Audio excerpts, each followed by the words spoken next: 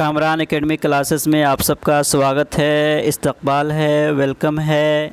आज की इस वीडियो में हम जून मंथ का जो भी इम्पोर्टेंट करंट अफेयर्स होंगे उसको हम डिस्कस करेंगे, जो 1 जून से लेकर 15 जून तक होंगे। इसी के साथ साथ इस वीडियो का PDF आप Telegram link Kamran Academic classes से जाके डाउनलोड कर सकते हैं, जो आंसर के साथ वो PDF होते हैं। आज का जो सबसे पहला क्वेश्चन है वो ये है, the mobile app Namaste yoga devoted to yoga has been launched by which ministry. Recently अभी एक मोबाइल ऐप को लॉन्च किया गया है जिसका नाम नमस्ते योगा है। उसको किस मंत्रालय ने रिसेंटली लॉन्च किया है? तो इसका जो करेक्ट आंसर है वह है option A, ministry of Ayush ने रिसेंटली नमस्ते योगा ऐप को लॉन्च किया है, जिसके ज़रिए से वो लोगों के अंदर योगा के हवाले से अवेयरनेस या बेदारी पैदा करना चाहता है। आज का जो सेकंड क्वेश्चन है वो ये है, who has been appointed as new secretary general of UNCTAD। Recently अभी UNCTAD United Nation conference on trade and development का न्यू सेक्रेटरी जनरल किनको नियुक्त किया गया है? तो इसका जो करेक्ट आंसर है वह है ऑप्शन डी, राबेका ग्राइंस्पान, जो कोस्टा रिका के बहुत बड़े इकोनॉमिस्ट है। उनको रिसेंटली UNCTAD का न्यू सेक्रेटरी जनरल बनाया गया है। इसी के साथ साथ अगर हम UNCTAD के बारे में बात करते हैं तो 30 दिसंबर 1964 को UNCTAD को इस्टेब्लिश किया गया और उसी के साथ साथ इसका जो हेड क्वार्टर है वो जेनेवा में है। Question number 3, the mission EnVision to study the planet Venus has been launched by which space agency. Recently अभी एक मिशन को लॉन्च किया गया है जिसका नाम है मिशन इन्विजन।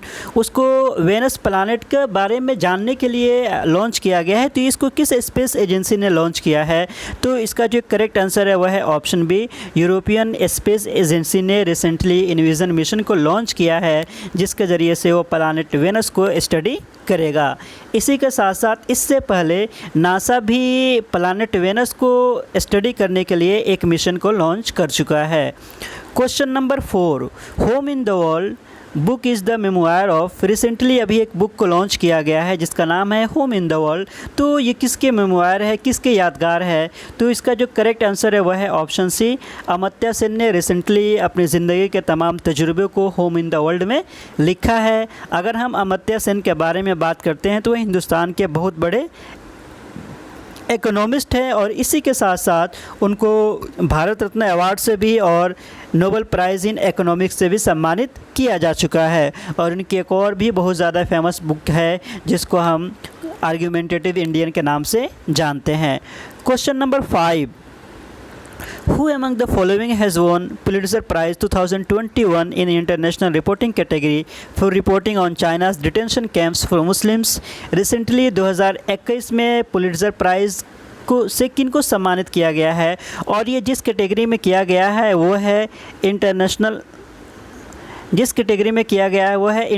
Reporting category. और जिसके ऊपर उन लोगों ने रिपोर्टिंग किया है वो ये है कि मुसलमानों के लिए चाइना में जो डिटेंशन कैंप बनाया गया है उसके ऊपर उन लोगों ने रिपोर्टिंग किया है।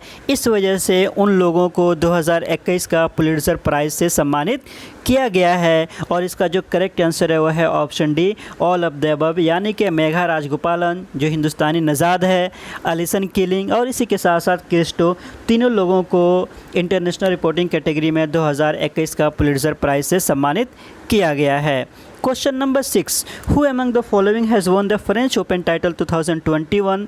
रिसेंटली 2021 का फ्रेंच ओपन टाइटल का विनर कौन है? तो इसका जो करेक्ट आंसर है वह है ऑप्शन बी, नोवाक जोकोविच रिसेंटली स्टेफानोस को हराकर फ्रेंच ओपन टाइटल का विनर बने हैं।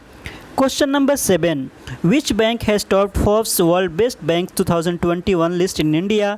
रिसेंटली फोर्ब्स ने वर्ल्ड बेस्ट बैंकिंग के लिस्ट को इशू किया है और उसमें यह बताया है कि वो कौन कौन सी वो बैंक है जिसका प्रदर्शन हिंदुस्तान में बहुत ज़्यादा अच्छा रहा है।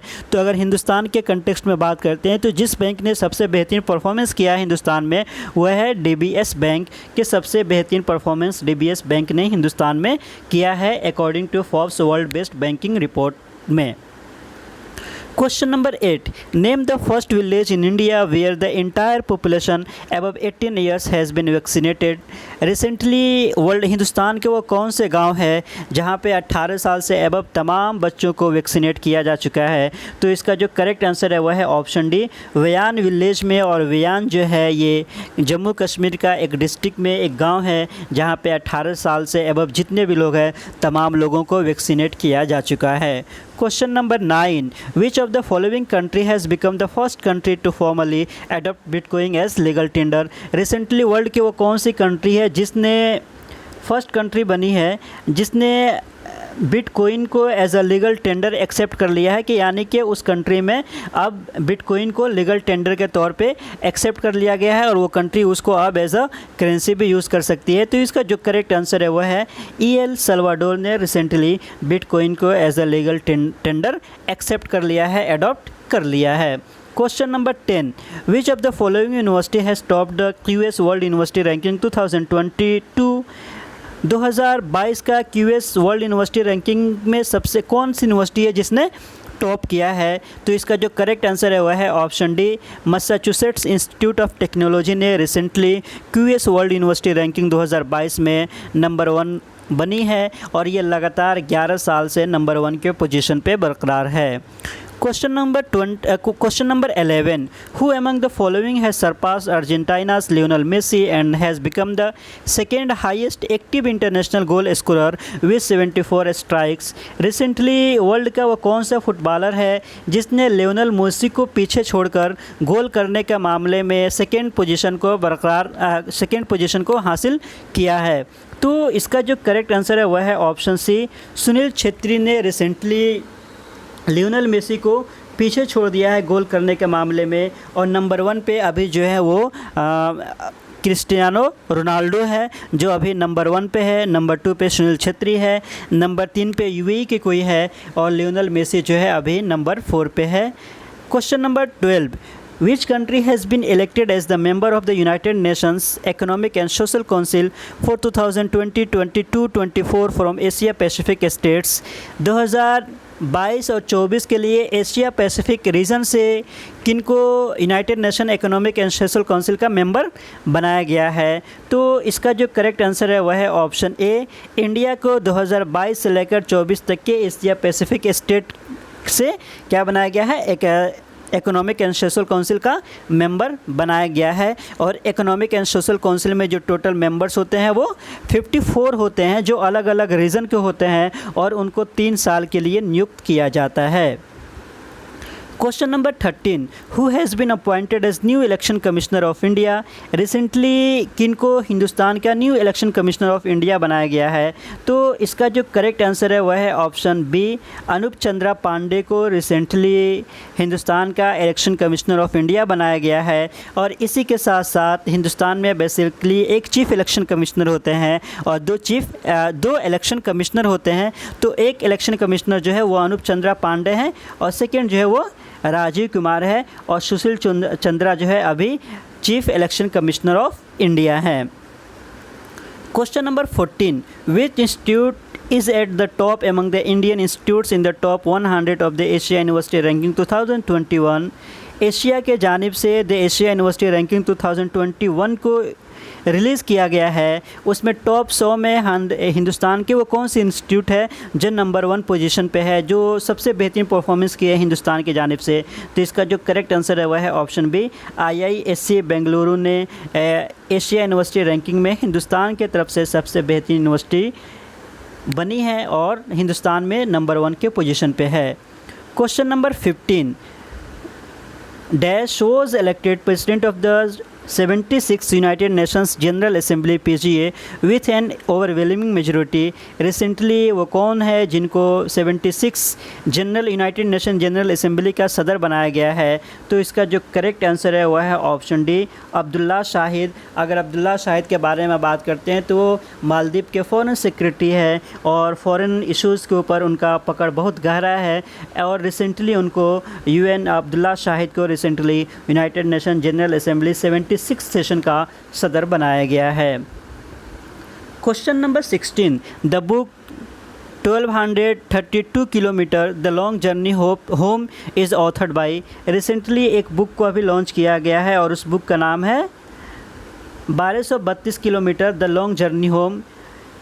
और ये किताब को लिखने वाले कौन है? तो बेसिकली इस किताब को जिसने लिखा है वह है ऑप्शन बी, विनोद कापरी। और विनोद कापरी ने ये बताने की कोशिश किया है कि मुंबई से बिहार के 7 माइग्रेंट वर्कर्स जो साइकिल से मुंबई से सफ़र करके कैसे बिहार जाते हैं कोरोना के पीरियड में, उनको किन किन चीज़ों परेशानियों का सामना करना पड़ता है, इन तमाम चीज़ों को रिसेंटली उन्होंने इस बुक में जगह देने की कोशिश की है। Question number 17, June 6 is dedicated to celebrate which official language recognized by the United Nations। 6 जून को यूनाइटेड नेशन के वो कौन सा ऑफिशियल लैंग्वेज है जिसको डेडिकेट किया जाता है कि उस ऑफिशियल लैंग्वेज को सेलिब्रेट किया जाए? तो इसका जो करेक्ट आंसर है वह है ऑप्शन सी, रशियन लैंग्वेज जो है 6 जून को बेसिकली यूनाइटेड नेशन में ऑफिशियल लैंग्वेज के तौर पे उसको सेलिब्रेट किया जाता है। Question number 18, recently who has won the international Booker prize 2021। Recently 2021 में किन को इंटरनेशनल बुकर प्राइज़ से सम्मानित किया गया है? तो इसका जो इंटरनेशनल बुकर प्राइज़ से जिनको 2021 में सम्मानित किया गया है वह है David Diop. David Diop basically France के हैं और उन्होंने इंग्लिश में उनका योगदान बहुत ज़्यादा रहा है और उन्होंने रिसेंटली एक नॉवेल को इंग्लिश में ट्रांसलेट किया है। इस वजह से उनको 2021 का इंटरनेशनल बुकर प्राइज़ से सम्मानित किया गया है। इसी के साथ साथ अगर 2020 का हम बुकर प्राइज़ के बारे में बात करते हैं तो वो दिया गया था डगलस स्टुअर्ट को। और डगलस स्टुअर्ट ने रिसेंटली एक बहुत फेमस किताब लिखी है जिसको हम सूजी बेन के नाम से जानते हैं। इस वजह से 2020 का बुकर प्राइज़ डगलस स्टुअर्ट को दिया गया था। Question number 19, who has been named chief the cabinet by the incoming UN general assembly president Maldivian foreign minister Abdulla Shahid. Recently United Nation general assembly के प्रेसिडेंट अब्दुल्ला शाहिद के ज़रिए से किनको चीफ द कैबिनेट बनाया गया है? तो इसका जो करेक्ट आंसर है वह है ऑप्शन ए, के नागराजन नायडू को रिसेंटली चीफ द कैबिनेट बनाया गया है अब्दुल्ला शाहिद के ज़रिए से। Question number 20, Dehing Patkai National Park, which was officially designated as a national park in which state? Recently अभी देहिंग पटकाई नेशनल पार्क को ऑफिशियली नेशनल पार्क घोषित किया गया है, तो ये किस स्टेट में है? तो इसका जो करेक्ट आंसर है वह है ऑप्शन डी, आसाम में है। और इस तरीके से आसाम में टोटल 6 नेशनल पार्क हो चुके हैं।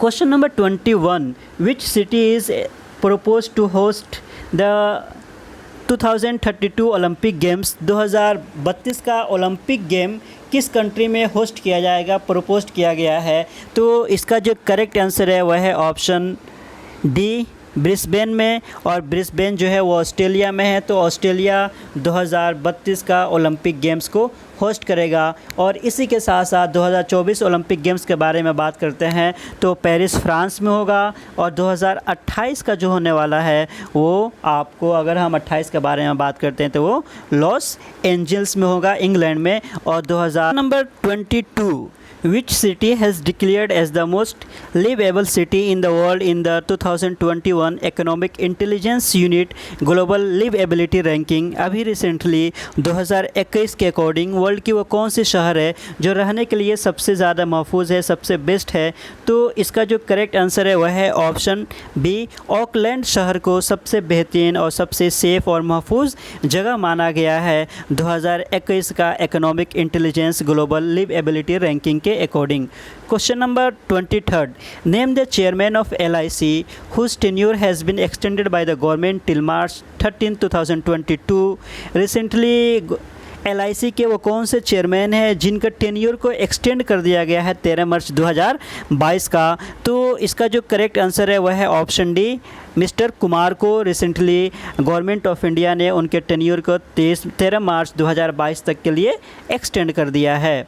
Question number 24, which union territory has decided to reserve jobs exclusively for locals? अभी रिसेंटली हिंदुस्तान के वो कौन से यूटी है जिसने ख़ास तौर से वहाँ के लोगों के लिए जॉब को रिज़र्व कर दिया है कि सिर्फ उसी यूनियन टेरिटरी के लोगों को जॉब दिया जाएगा। तो इसका जो करेक्ट आंसर है वह है ऑप्शन ए लद्दाख। लद्दाख ने रिसेंटली एक नोटिफिकेशन जारी किया है, उस नोटिफिकेशन में ये कहा है कि लद्दाख में जो भी जॉब होंगे वो सिर्फ लद्दाखियों के लिए ही होंगे। Question number 25. The Niti Aayog has recommended the names of which bank for privatization in 2021-22. Recently NITI Aayog ने 2021-22 के लिए वो कौन से दो बैंक को रिकमेंड किया है जिसको प्राइवेटाइज किया जाएगा। तो इसका जो करेक्ट आंसर है वह है option C central bank of India and Indian overseas bank. ये दोनों बैंक होंगे जिनको 2021-22 में क्या कर दिया जाएगा, प्राइवेटाइज कर दिया जाएगा, और नीति आयोग ने इसको रिकमेंड किया है। Question number 26. Which university has top the Times Higher Education Asia university ranking in 2021 globally. Recently Asia university ranking में 2021 में टॉप करने वाली Times Higher Education Asia university ranking के अकॉर्डिंग कौन सी यूनिवर्सिटी है। तो इसका जो करेक्ट आंसर है वह है ऑप्शन सी तशिंगवा यूनिवर्सिटी, जो चाइना में है वो नंबर 1 के पोजीशन पे है, और पेकिंग यूनिवर्सिटी जो है वो नंबर 2 पे है। Question number 27. Which nation is building it's first fully stealth naval warship. Recently world की वो कौन सी कंट्री है जो first fully stealth naval warship बना रही है। तो इसका जो करेक्ट आंसर है वह है ऑप्शन बी रसिया जो है वर्ल्ड के पहला फर्स्ट स्टील्थ नेवल वारशिप बना रही है, और वो इस वजह से बना रही है ताकि पानी में उसको या ओशन में समुंदर में कहीं पे भी इजीली उसको डिटेक्ट नहीं किया जा सके, और वो पानी के अंदर ही रहकर अपने कामों को इजीली अंजाम दे सके। तो रशिया वर्ल्ड का वो पहला कंट्री बना है जो इस तरीके से नेवल वारशिप को बना रहा है जिसको देखा नहीं जा सकता है, ये चोरी छुपे बना रहा है जिसको डिटेक्ट भी नहीं किया जा सकता है, आसानी उसको आइडेंटिफाई भी नहीं किया जा सकता है। Question number 28. CBSE has collaborated with which Tech Gyan to introduce coding and data science as new subjects in the 2021-22 academic session. Recently CBSE ने किस टेक ज्ञान कंपनी के साथ कोलैबोरेट किया है, और उनसे कोलैबोरेट करने के बाद से वो फिर 2021-22 में के एकेडमिक सेशन में कोडिंग को और इसी के साथ साथ डेटा साइंस को as a new subject introduce करेगा। तो इसका जो करेक्ट आंसर है वह है ऑप्शन सी माइक्रोसॉफ्ट के साथ सीबीएसई ने अभी कोलैबोरेट किया है, और उनके साथ मिलकर वो 2021-22 सेशन के लिए कोडिंग और डाटा साइंस को भी एज ए सब्जेक्ट इंट्रोड्यूस करेगा। Question number 29. United Nations Decade on Ecosystem Restoration 2021-30 will be led by UNEP jointly with which organization। Recently 2021 से लेकर 2030 तक ये एक डिकेड जो है यूनाइटेड नेशन उसको डिकेड ऑन इकोसिस्टम रिस्टोरेशन के तौर पे सेलिब्रेट करेगा। तो इसको जो लॉन्च करने वाली संस्थान है, ऑर्गेनाइजेशन है, वो है यूनाइटेड नेशन इन्वायरमेंटल प्रोग्राम, लेकिन वो किस और ऑर्गेनाइजेशन के साथ मिलकर ये काम करेगी। तो इसका जो करेक्ट आंसर है वह है option B food and agricultural organization के साथ मिलकर यूएनईपी जो है United Nation decade on ecosystem restoration 2021-30 पे वर्क करेगा। Question number 30. Who among the following billionaires is planning to travel to space in July 2021। Recently world का वो कौन सा बिलियनर है जो जुलाई 2021 में स्पेस में ट्रेवल करना चाहता है अपने ख़ास जेट से या प्लानेट से, जेट से।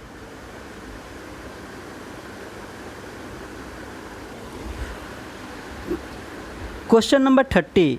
Who among the following billionaires is planning to travel to space in July 2021?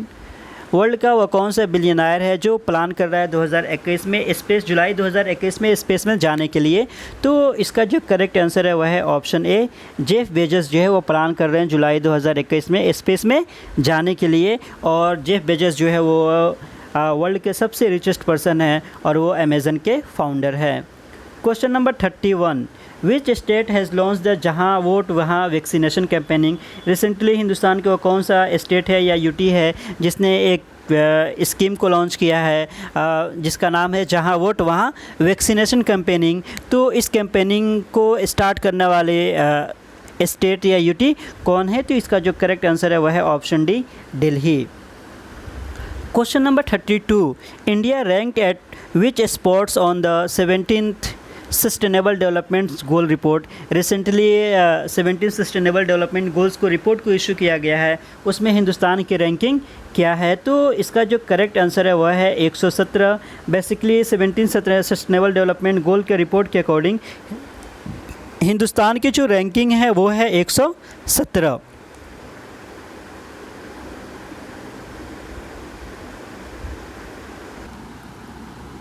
Question number 32, India ranked at which spots on the 17 Sustainable Development Goals report?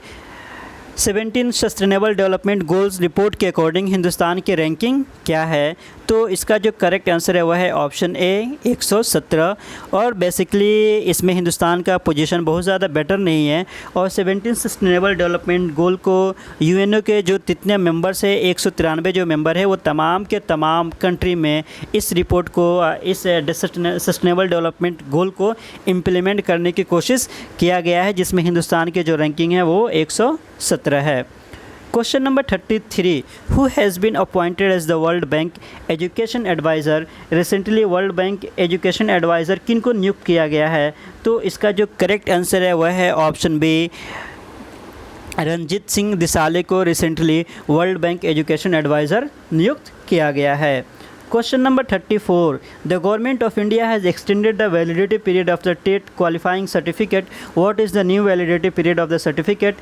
Recently government of India ने teacher eligibility test को qualify करने वाले candidate का certificate को कितने साल के लिए वैलिड करार दिया है? तो इसका जो करेक्ट आंसर है वह है ऑप्शन ए, लाइफ टाइम के लिए। और इससे पहले टेट का क्वालिफाइंग सर्टिफिकेट का जो वैलिडिटी होती थी वो 7 साल के लिए होती थी, लेकिन अब उसको एक्सटेंड करके लाइफ टाइम के लिए कर दिया गया है। Question number 35, Air Marshal Vivek Ram Chaudhari has been appointed as the next vice chief of the air staff.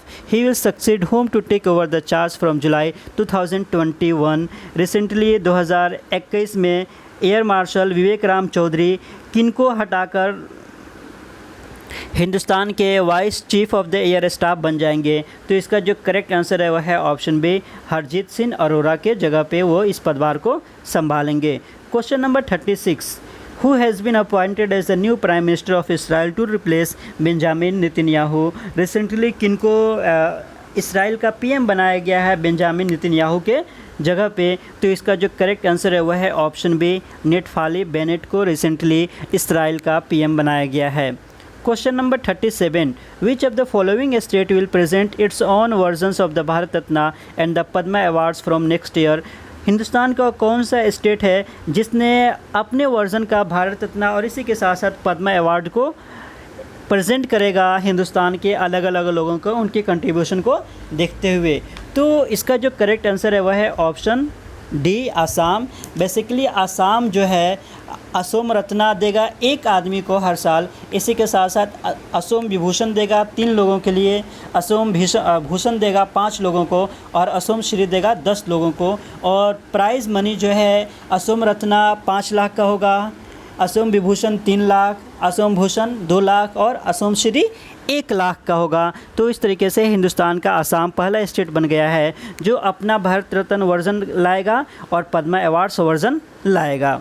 Question number 38, what is the theme of the 47th GS summit 2021। Recently 2021 में जो 47th G7 summit हुआ है उसका theme क्या था? तो इसका जो करेक्ट आंसर है वह है option D, building back better. Building back better.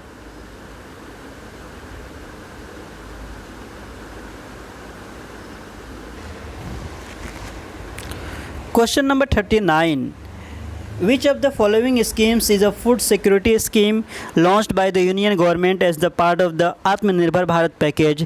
Recently food security scheme के हवाले से यूनियन गवर्नमेंट ऑफ इंडिया ने किस स्कीम को लॉन्च किया है आत्म भारत पैकेज के अंडर में? तो इसका जो करेक्ट आंसर है वह है ऑप्शन बी, प्रधानमंत्री GKAY। प्रधानमंत्री GKAY का जो फुल फॉर्म है वो है गरीब कल्याण अन्न योजना, और ये जैसे कि पीएम मोदी साहब ने टीवी पर आके अनाउंस किया था कि इस स्कीम के ज़रिए से 80 करोड़ लोग जो है इससे फ़ायदा उठाएंगे और ये दिवाली तक इसको कंटिन्यू रखा जाएगा।